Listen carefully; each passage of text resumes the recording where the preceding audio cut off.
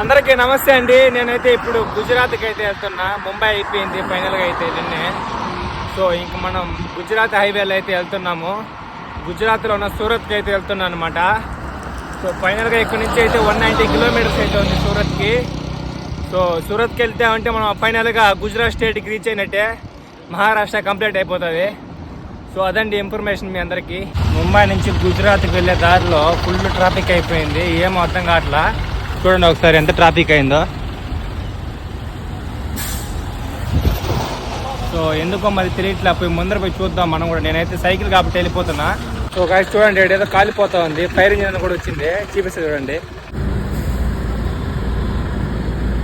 Lorry పడిపోయింది అనమాట, gas leak అయిపోయి పేలిపోయినాయి గ్యాస్.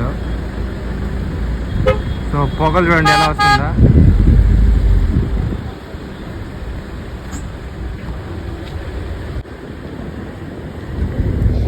సో ఫుల్ ట్రాఫిక్ అనమాట. సో ముంబై నుంచి గుజరాత్కి వెళ్ళే దారిలో జరిగింది అనమాట ఈరోజు. ఇది కరెక్ట్గా 3:30కి అయితే జరిగింది ఇది. చూడండి పొగలు ఎలా వస్తున్నాయో. ఫైర్ ఇంజిన్ వాళ్ళు చూడండి కొడతా ఉన్నారు. సో ఏమైందో తెలియట్లేదు నాకు కూడా క్లారిటీగా. సో గ్యాస్ అయితే మొత్తం పేలిపోయినాయి గ్యాస్లు అయితే. కంటైనర్ కింద పడిపోయి చూడండి ఎలా ఉంది అక్కడ పరిస్థితి. సో చూడండి గ్యాస్ ఎలా వస్తున్నాయి పొగలు పడిపోయి. లారీ కంటైనర్ పడిపోయింది అనమాట, కాలిపోయింది అట్నే. సో ఫైర్ ఇంజిన్ వాళ్ళు అయితే కొడుతున్నారు వాటర్తో. ఫుల్ ట్రాఫిక్ అయిపోయింది అనమాట. సో ఇక్కడ వరకు ఎవరిని పంపించలేదు. ఆ పక్క బండ్లు ఆ పక్క ఉన్నాయి, ఈ పక్క బండ్లు ఏ పక్కే ఉన్నాయి. సో నేను ఇక్కడ నిలబడుకున్నాను.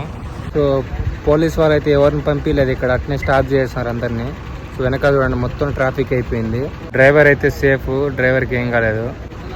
సో 1/2 అవర్గా వెయిట్ చేస్తాను, ఎవరిని పంపించడం లేదు, ఏం చేయాలి అర్థం కాల. సో వెయిట్ చేస్తాను నేను కూడా.